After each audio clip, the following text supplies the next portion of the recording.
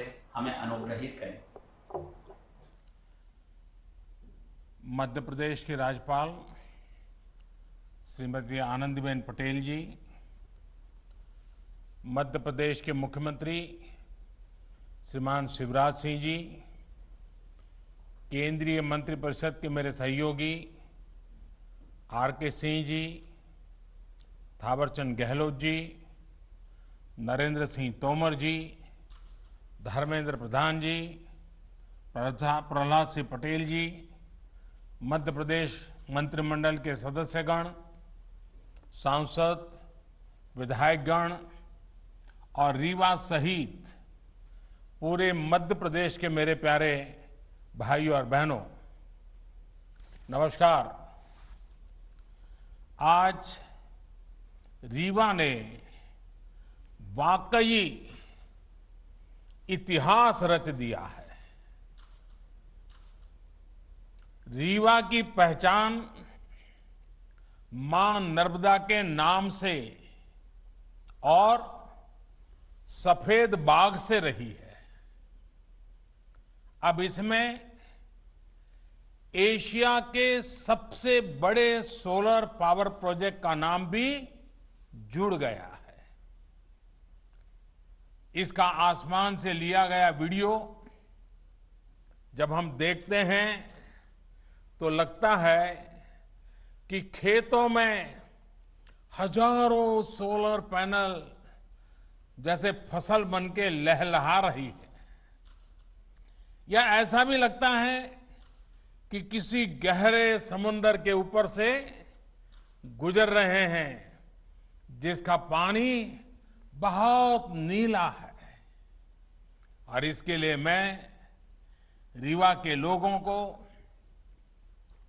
मध्य प्रदेश के लोगों को बहुत बहुत बधाई देता हूं, शुभकामनाएं देता हूं। रीवा का ये सोलर प्लांट इस पूरे क्षेत्र को इस दशक में ऊर्जा का बहुत बड़ा केंद्र बनाने में मदद करेगा। इस सोलर प्लांट से मध्य प्रदेश के लोगों को, यहां के उद्योगों को तो बिजली मिलेगी ही, दिल्ली में जैसा अभी शिवराज जी बता रहे थे, मेट्रो रेल तक को रीवा से लाभ मिलेगा। अब रीवा वाला शान से कह पाएगा कि दिल्ली की मेट्रो हमारा रीवा चलाता है।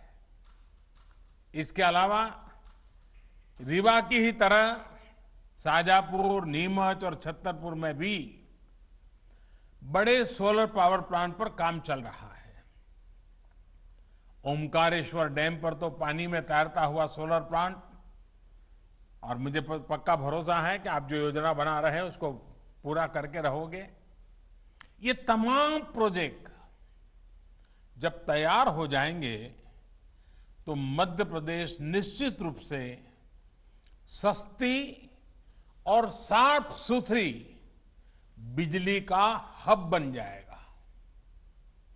इसका सबसे अधिक लाभ मध्य प्रदेश के गरीब, मध्यम वर्ग के परिवारों को होगा, किसानों को होगा, हमारे आदिवासी भाइयों बहनों को होगा।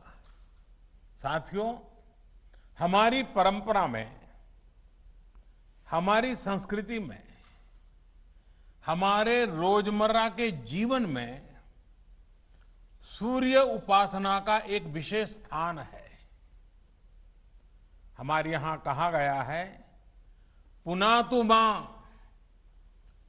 मां तत्सवितुर्वरेण्यम, यानी जो उपासना के योग्य सूर्य देव हैं वो हमें पवित्र करे।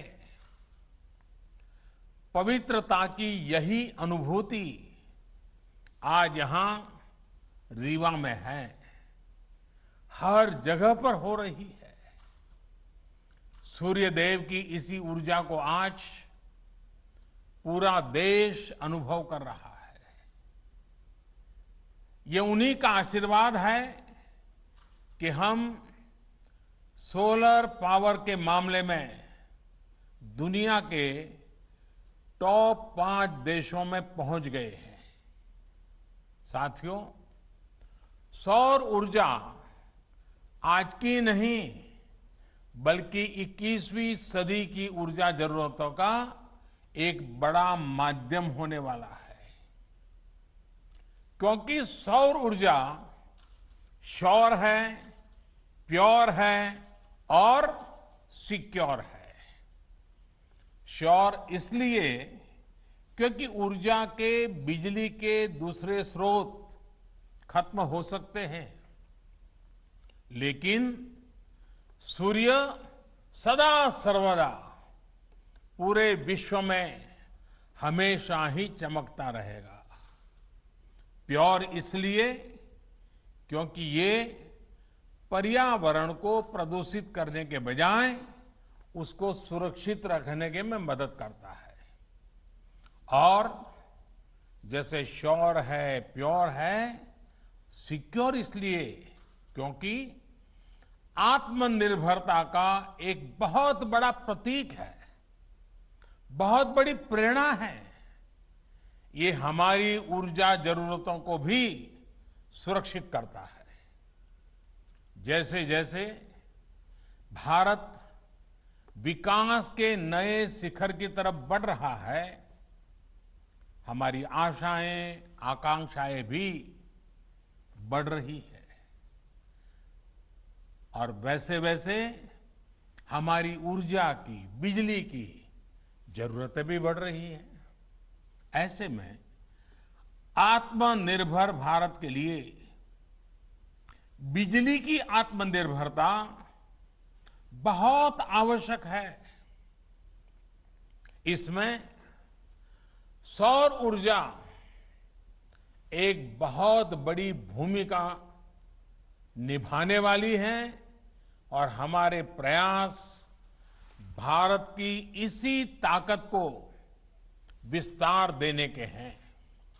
साथियों, जब हम आत्मनिर्भरता की बात करते हैं, प्रगति की बात करते हैं, तो इकोनॉमी उसका एक अहम पक्ष होता है।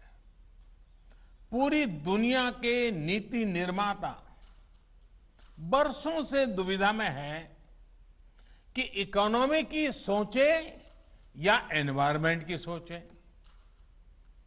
इसी ऊहापोह में फैसले कहीं एक पक्ष में लिए जाते हैं और कहीं दूसरे पक्ष में लिए जाते हैं।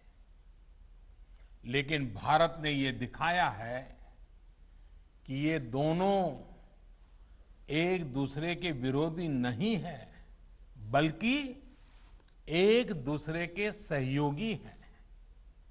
स्वच्छ भारत अभियान हो, हर परिवार को एलपीजी और पीएनजी का साफ सुथरा ईंधन से जोड़ने का अभियान हो, पूरे देश में सीएनजी आधारित वाहन व्यवस्था, इसके लिए बड़ा नेटवर्क बनाने का काम हो, देश में बिजली आधारित परिवहन वहन के लिए नए नए रिसर्च होने वाले हैं, कुछ प्रयास होने वाले हैं। ऐसे अनेक प्रयास देश में सामान्य मानवीय के जीवन को बेहतर और एनवायरमेंट फ्रेंडली बनाने के लिए लगातार किए जा रहे हैं। भारत के लिए इकोनॉमी और एनवायरमेंट दो अलग अलग पक्ष नहीं हैं, बल्कि एक दूसरे के पूरक पक्ष हैं। साथियों, आज आप देखेंगे कि सरकार के जितने भी कार्यक्रम हैं, उनमें पर्यावरण सुरक्षा और ईज ऑफ लिविंग को प्राथमिकता दी जा रही है। हमारे लिए पर्यावरण की सुरक्षा सिर्फ कुछ प्रोजेक्ट्स तक सीमित नहीं है, बल्कि ये वे ऑफ लाइफ है। जब हम रिन्यूएबल एनर्जी के बड़े प्रोजेक्ट लॉन्च कर रहे हैं, तब हम ये भी सुनिश्चित कर रहे हैं कि साफ सुथरी ऊर्जा के प्रति हमारा संकल्प जीवन के हर पहलू में दिखे। हम कोशिश कर रहे हैं कि इसका लाभ देश के हर कोने, समाज के हर वर्ग, हर नागरिक तक पहुंचे। मैं आपको एक छोटा सा उदाहरण देता हूं। साथियों, बीते 6 साल में लगभग 36 करोड़, ये आंकड़ा बहुत बड़ा है, 36 करोड़ एलईडी बल्ब्स पूरे देश में वितरित किए जा चुके हैं। 1 करोड़ से ज्यादा एलईडी बल्ब देश भर में स्ट्रीट लाइट्स में लगाए गए हैं। और सुनने में तो ये बहुत सामान्य बात लगती है। ऐसा इसलिए लगता है क्योंकि सामान्य तौर पर जब कोई सुविधा हमको मिलती है, हम उसके आदी हो जाते हैं, तो उसके इम्पैक्ट की या उसके होने या न होने की हमें कुछ महसूस ही नहीं होता। हम ज्यादा चर्चा भी नहीं करते। इस प्रकार की चर्चा तभी होती है जब वो चीज हमारे पास नहीं होती है। साथियों, ये छोटा सा दुधिया एलईडी बल्ब जब नहीं था तो इसकी जरूरत अनुभव होती थी, लेकिन उस समय कीमत पहुंच से बाहर थी, बिकता भी नहीं था, लोग खरीदते भी नहीं थे, बनाने वाले भी आगे नहीं आते थे। तो 6 साल में क्या हुआ? कौन सा बदलाव आया? एलईडी बल्ब की कीमत उस समय जो थी उससे आज 10 गुना घट गई है।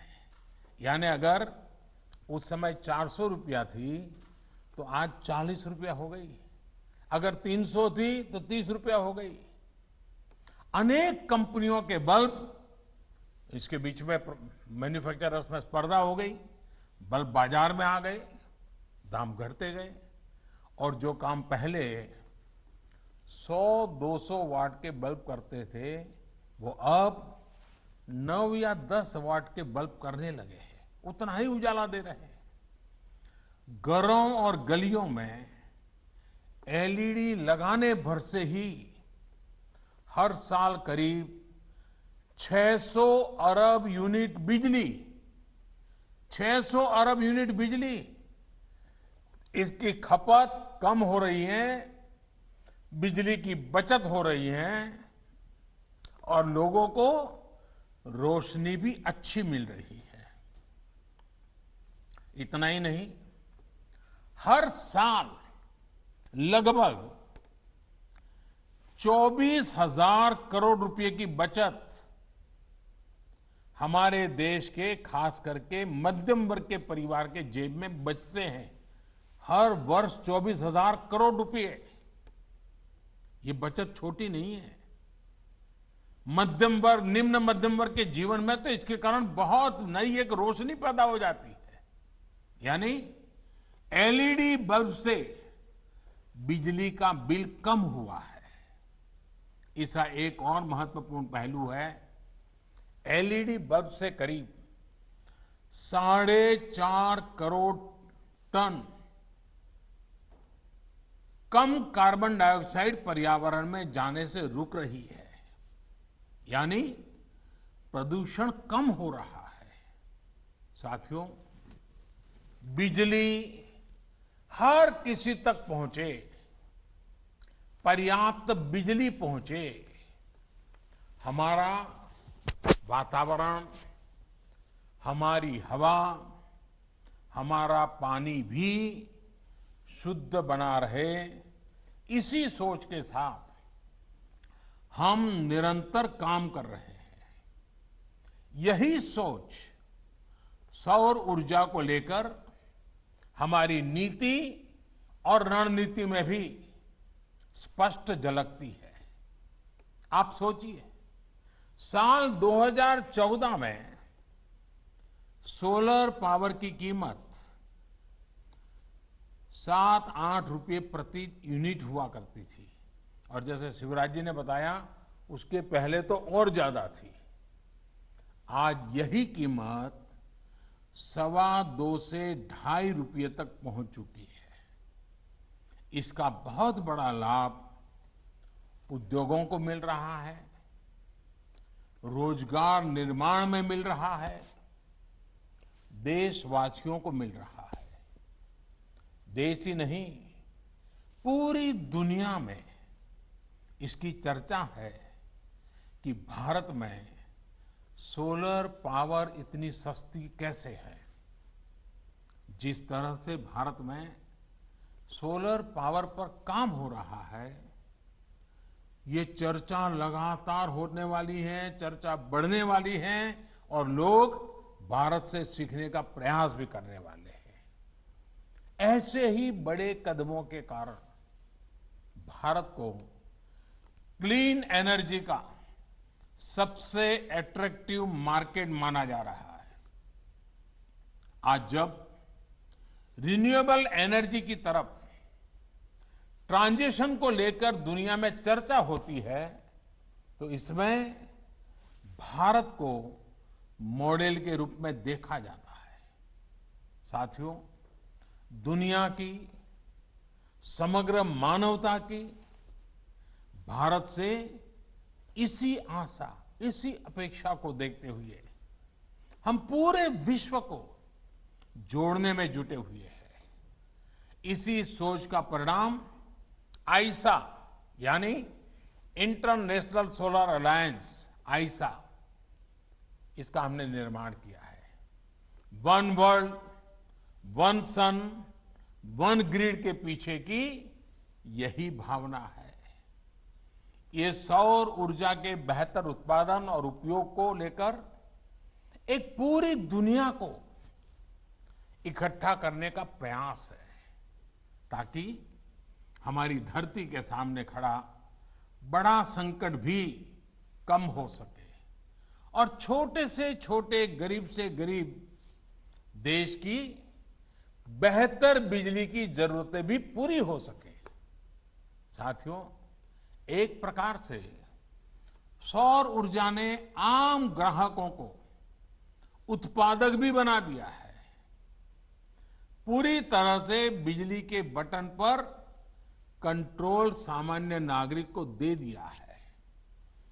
बिजली पैदा करने वाले बाकी माध्यमों में सामान्य जन की भागीदारी ना के बराबर रहती है, लेकिन सौर ऊर्जा में तो चाहे घर की छत हो, दफ्तर या कारखाने की छत हो, कहीं पर भी थोड़ा स्पेस हो, इसमें सामान्य जन की अपनी आवश्यकता की बिजली पैदा वो कर सकता है और इसके लिए सरकार व्यापक प्रोत्साहन भी दे रही है, मदद भी कर रही है। बिजली उत्पादन में आत्मनिर्भरता के इस अभियान में अब हमारा किसान, हमारा अन्नदाता भी जुड़ रहा है। अन्नदाता ऊर्जादाता भी बन सकता है। साथियों, हमारा किसान आज इतना सक्षम है, इतना संसाधन संपन्न है कि आज वो एक नहीं, दो तरह के प्लांट से देश की मदद कर रहा है। एक प्लांट तो वो है जिनसे पारंपरिक खेती होती है और जो सदियों से करता आया है और हम सभी को अन्न मिलता है, भोजन मिलता है। किसान हमें भूखा नहीं रहने देता है, उसके लिए वो पसीना बहाता है।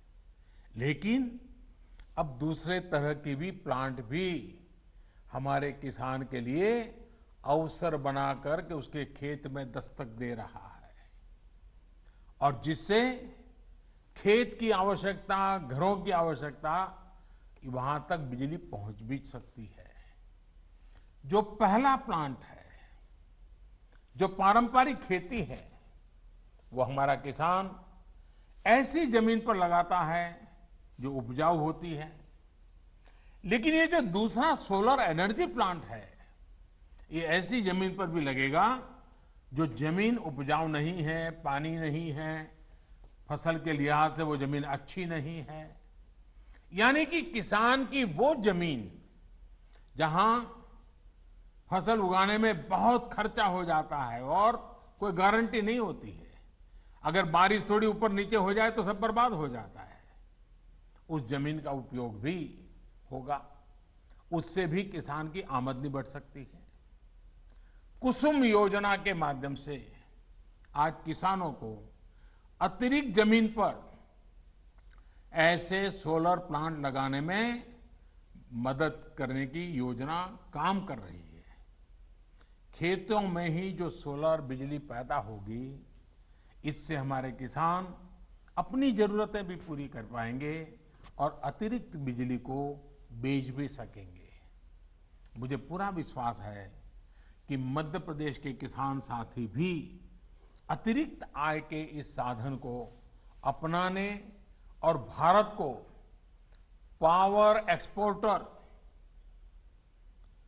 ऊर्जा निर्यातक बनाने के इस व्यापक अभियान को जरूर सफल बनाएंगे।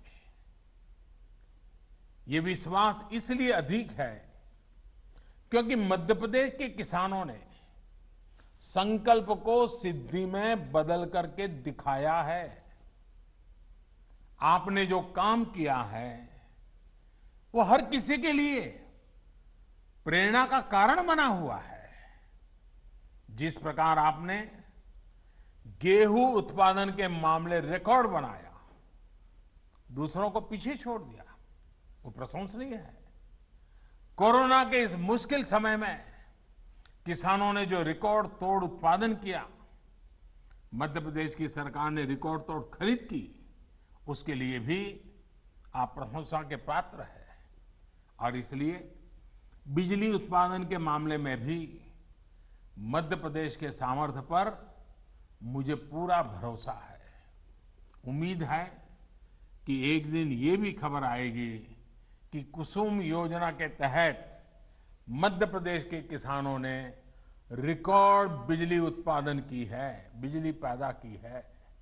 भाइयों और बहनों, सोलर पावर की ताकत को हम तब तक पूरी तरह से उपयोग नहीं कर पाएंगे जब तक हमारे पास देश में ही बेहतर सोलर पैनल, बेहतर बैटरी, उत्तम क्वालिटी की स्टोरेज, उसकी कैपेसिटी का निर्माण ना हो।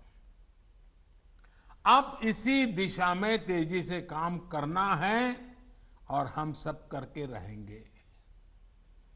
आत्मनिर्भर भारत अभियान के तहत अब देश का लक्ष्य है कि सोलर पैनल सहित तमाम उपकरणों के लिए हम आयात पर अपनी निर्भरता को खत्म करें। लक्ष्य ये है कि अभी जो देश की solar PV module manufacturing capacity है, उसको भी तेजी से बढ़ाया जाए। और इसलिए घरेलू मैन्युफैक्चरिंग को बढ़ावा देने के लिए अनेक जरूरी कदम उठाए जा रहे हैं। अब जैसे कुसुम योजना के तहत लगाए जा रहे पंपों में वो सोलार पंप बनाए जा रहे हैं, घरों में लगने वाले रूफटॉप पैनल में भारत में ही बने सोलार फोटोवोल्टेक सेल्स और मॉड्यूल्स, इसको हमने जरूरी कर दिए गए हैं। इसके अलावा सरकारी विभाग और दूसरी सरकारी संस्थाएं जो भी सोलर सेल या मॉड्यूल खरीदेगी वो मेक इन इंडिया ही हो, ये तय किया गया है।